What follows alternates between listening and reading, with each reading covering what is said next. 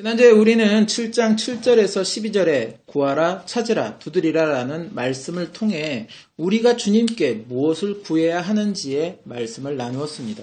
그저 아무거나 구하고 찾고 두드리면 주님께서 구하는 대로, 찾는 대로, 두드리는 대로 구하여 주시고 찾아주시고 열어주시는 것이 아니라 주님께 합당한 것을 구하여야 하는 것이고 그것은 바로 성령이라고 말씀하셨습니다.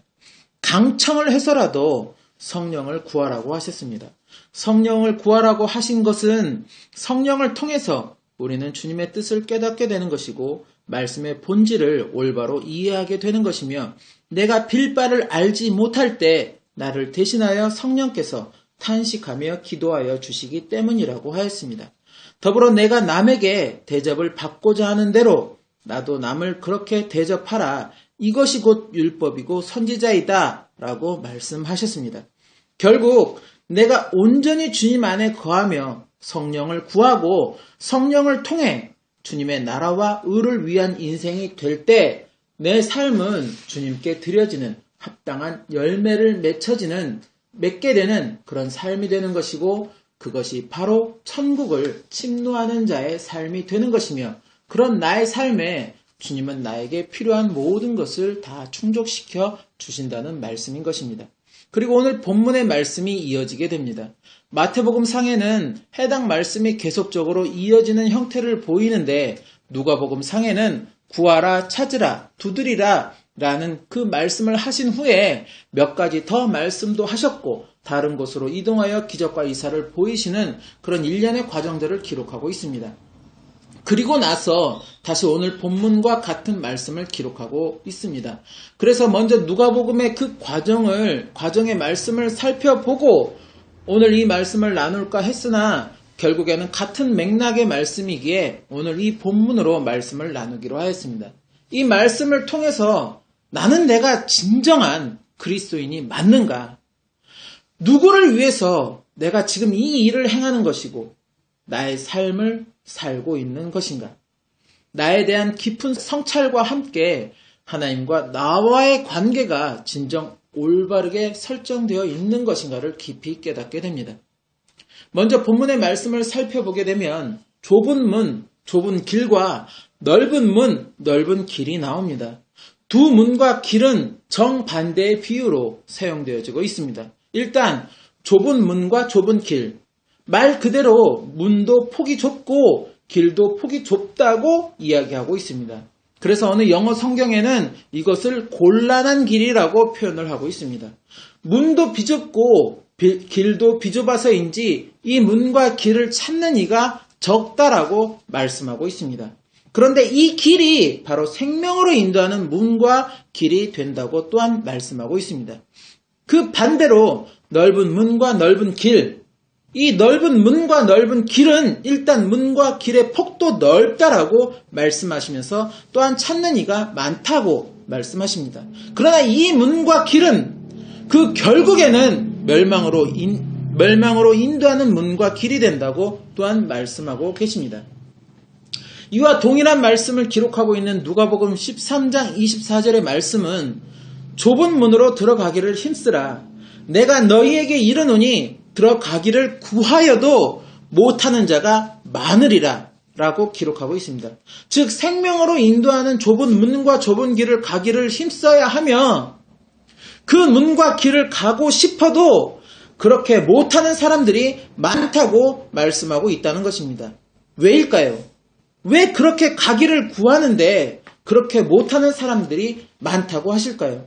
우리가 저번 주에 살폈던 구하라, 찾으라, 두드리라 무엇을요? 천국을 침노하기 위해 필요한 것을 구하라, 또 찾으라, 두드리라. 그러면 너희가 구할 것이고 찾을 것이며 열릴 것이다 라고 말씀을 하셨으면서 왜 생명으로 인도하는 문과 길을 구하는 자들 중에 그 목적을 이루지 못하는 사람들이 있다는 것일까요? 예수님이 앞에서는 이 말을 하시고 뒤에 가서는 또 딱 그 반대되는 말씀을 하셨다는 것일까요? 예수님이 군병들에게 끌려가시는 그날 예수와 야고보와 요한을 데리고 감람산이라고도 불리는 겟세마네 동산으로 올라가셔서 제자들에게 자기를 위해 기도를 부탁하고 좀 떨어지셔서 하나님 아버지께 간절히 기도를 하였습니다. 그리고 제자들에게 와 보니 제자들이 잠이 들어 있는 것을 보시고는 시험에 들지 않게 깨어 있어 기도하라. 마음에는 원이로되 육신이 약하도다 라고 말씀하셨습니다. 즉 머리로도 알고 마음으로도 아는데 그럼에도 불구하고 행동으로는 따라주지 못한다는 것입니다.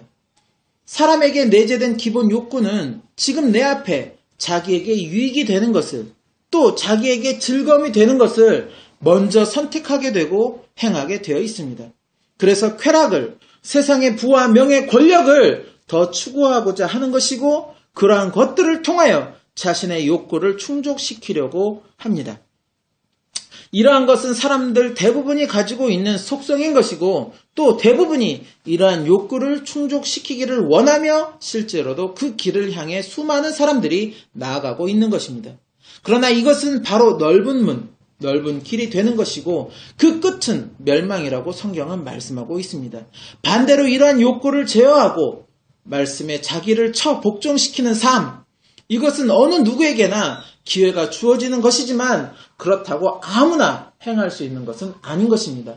오직 자신을 이기는 자, 세상을 향한 자신의 기본 욕구를 절제할 수 있는 자만이 가능한 것입니다. 바로 이것이 좁은 문, 좁은 길을 선택하는 자인 것이고 그 끝은 생명인 것입니다. 그렇다면 여기서 질문 두 가지.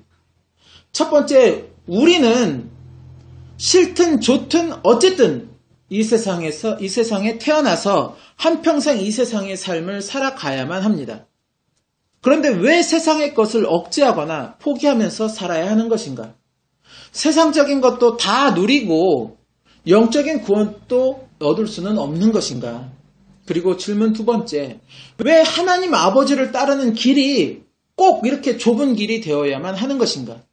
우리는 하나님을 내 영적인 아버지라 하며 하나님을 아버지라고 부르는데 그 아버지가 사랑하는 자녀인 우리에게 자꾸 어려운 길로 가라고만 하시는가? 부모는 자식을 제 목숨 이상으로 사랑하기 마련이라는데 하나님 아버지의 그 사랑은 그런 사랑이 아니라는 것인가? 저에게 이 두 가지 질문이 생기면서 참 많이 생각하고 말씀을 창세기부터 쭉 묵상하고 또 묵상해 보았습니다. 그러다가 깨닫게 된 것이 첫 번째, 예수님은 내 보물이 있는 곳에 내 마음도 있으며 하나님과 재물을 겸하여 섬기지 못한다라고 말씀하셨습니다. 결국 내 보물이 이 세상에 가득한데 내 마음은 당연히 세상에 집중하게 되는 것이고 아직 오지도 않는 하나님 나라에는 마음을 집중할 자리가 없다는 것입니다. 또한 성경의 인물들이나 현재 나는 그리스도인이라고 외치는 사람들에게서도 그것이 여실히 증명되고 있다는 것입니다. 이스라엘의 초대 왕인 사울이나 지혜의 왕 솔로몬, 그리고 유다의 왕들인 아사 등등을 비롯하여 인물들의 역사를 보면 초창기 그들은 하나님을 의뢰하고 하나님께 가까이 하기를 힘썼던 사람들이었습니다.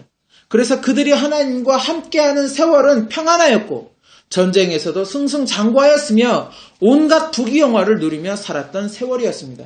그러나 그들이 가진 그 권력, 그 명예, 그 부귀영화 등을 인하여서 하나님을 향한 마음이 나태해지고 멀어져 갔을 때 하나님이 원치 않은 일들을 행하게 되었고 그것을 선지자를 통해 하나님이 깨우쳤을 때도 그들은 그 말에 귀 기울이려 하지 않았습니다.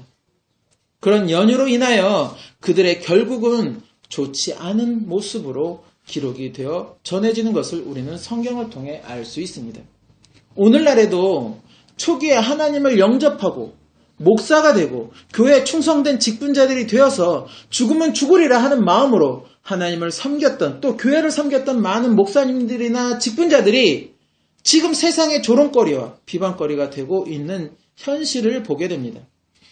초라한 자리에서 초라한 장막을 하나 치고 오직 기도와 말씀으로 복음을 전하기를 힘썼던 목사님들이 하나님의 은혜로 점점 성도가 늘어나고 교회가 커지고 많은 물질들이 쌓이게 되자 이제는 온갖 비리에 연루되어서 연일 신문에 또 방송에 보도되는 모습들을 보이고 있다는 것입니다.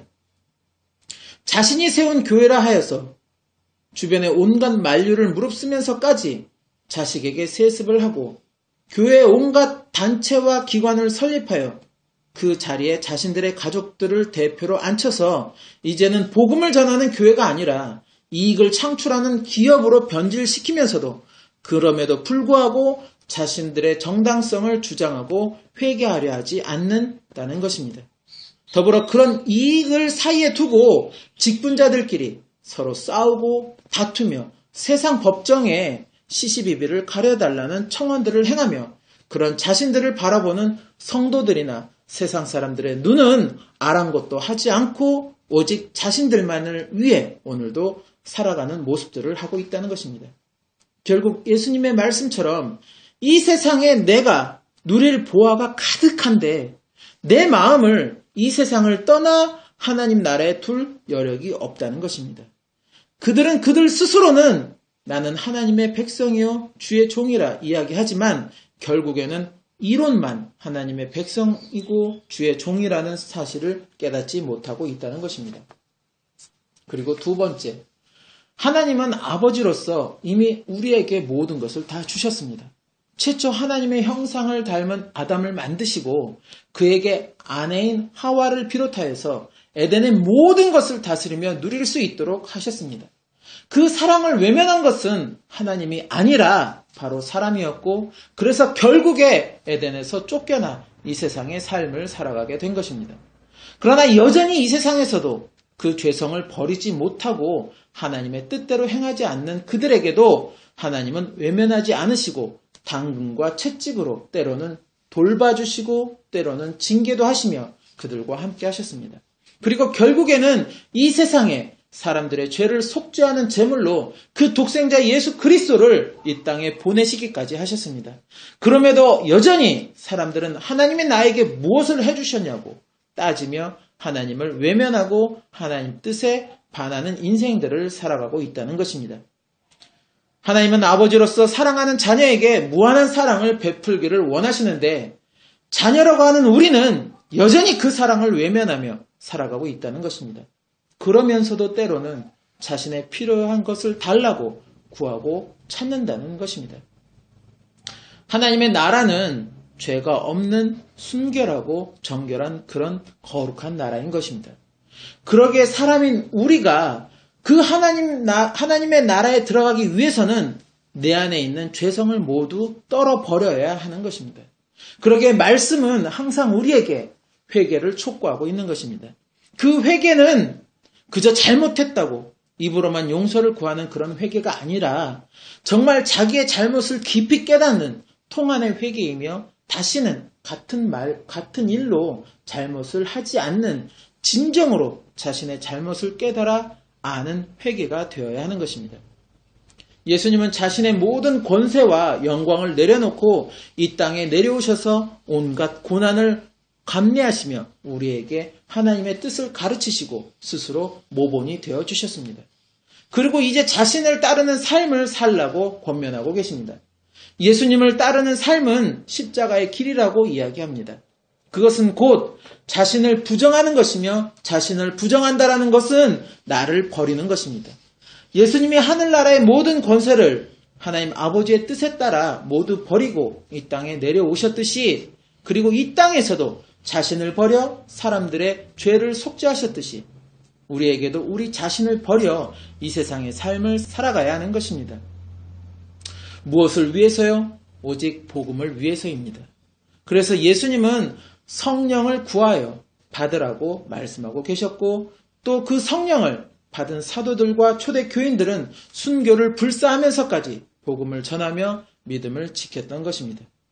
돌에 맞아 죽고 화형을 당해 죽고 목베임을 당하여 죽고 거꾸로 십자가를 지고 죽으며 심지어 피부 껍데기가 다 벗겨지는 그 고통의 죽음 가운데서도 그들이 그 믿음을 지킬 수 있었던 것은 오직 복음을 위해 자신을 모두 내려놓았기 때문이고 성령의 힘이 그들을 지탱해 주었기 때문입니다. 그렇게 모든 것을 포기하였다고 정말 그들이 모든 것을 잃어버렸을까요? 절대로 그렇지 않다고 성경은 분명히 우리에게 말씀하여 주시고 있습니다. 이 땅에서 자신을 버려 포기한 그 모든 것들이 바로 하늘나라에서 영원히 누리게 되는 상급이 되었다는 것입니다. 물론 성경에 아브라함이나 이삭, 야곱 등의 인물은 하나님을 섬기면서도 세상의 부를 누렸던 사람들이었습니다. 다윗도 하나님 마음에 합한 자라는 칭호를 받으면서도 세상의 권력과 명예, 부를 모두 누렸던 사람이었습니다. 그러나 이들은 모두 그 마음이 오로지 하나님에게만 집중이 되어 있었습니다. 비록 세상에서는 권력도 가졌고 명예도 가졌으며 부도 가졌지만 그것에 자신의 마음을 뺏기거나 두지 않았고 그들도 때로는 잘못을 범해서 하나님이 깨우쳤을 때에는 통안의 회개를 하였고 또 이 세상에서 그만큼의 징계도 받았으며 그리고 그것을 남의 탓으로 행하지 않고 온전히 자신의 몫으로 돌리고 하나님께 감사하였다는 것입니다. 지금도 수많은 사람들이 나는 하나님의 자녀여 그리스도인이라고 외치고 주의 종이며 주의 일을 한다고 합니다. 정말로 내가 하나님의 자녀가 맞는지, 정말로 내가 그리스도인이 맞는지, 내가 하는 이 일이 정말로 하나님을 위한 일인 것인지, 주님의 영광을 위한 것인지, 아니면 명분만 그러하고 내 자신의 안위를 위한 것인지, 나 자신에 대해서 정말로 깊이 성찰을 해야 한다는 것입니다. 이미 마음속에 나를 위해 말씀을 이용하고 하나님의 이름을 이용하는 사람들은 물론하고 나도 모르는 나의 깊은 마음속에 이 일을 통해서 내가 좀 더 평안해지기를 원하고 내가 좀 더 알려지기를 원하고 내가 좀 더 누리고자 하는 마음이 있다면 나는 명분만 하나님의 백성이고 그리스도인인 것입니다. 후에 나눌 말씀이겠지만 누가복음 13장 25절 이하의 말씀과 마태복음 7장 21절 이후의 말씀은 분명히 이러한 모습을 경고하고 계십니다. 주여 주여 하였다고 다 천국에 들어가는 것도 아니고 아무리 주님의 권능을 행하고 주님의 일을 하였다고 해서 주님이 기억하여 주신다는 것도 아니라는 것입니다. 또한 주님과 먹고 마시고 주님께 가르침을 받았다고 해서 주님께 기억되는 것도 아니라는 것입니다. 주님이 기억하시는 사람은 오직 그가 유대인이든 이방인이든 상관없이 주님의 뜻대로 행하는 사람을 주님은 기억하여 주시고 그날의 기쁨으로 맞이하여 주신다는 것입니다. 그리고 이제 이 말을 들은 그대로 행하는 자, 즉 그러한 삶을 살아가는 자는 그 집을 반석 위에 지은 지혜로운 사람 같다고 결코 풍파에 무너지지 않는 그런 집을 지은 사람이 될 것이라고 말씀하여 주시고 계십니다. 이제는 우리의 선택에 달려 있습니다. 내가 그 길을 갈지 말지. 들어가기를 구하여도 못하는 자가 많다. 이 말씀 속에 내가 구하여도 못하는 자가 될 것인지 아니면 구하는 대로 받는 자가 될 것인지는 오직 나의 선택에 달려 있다는 것입니다. 내가 주의 종이라 해서 주의 종이 되는 것도 아니고 주님의 백성이라고 해서 주님의 백성이 되는 것도 아니며 주의 일을 행한다고 하여서 그것이 주님께 영광이 되는 것도 아닌 것입니다.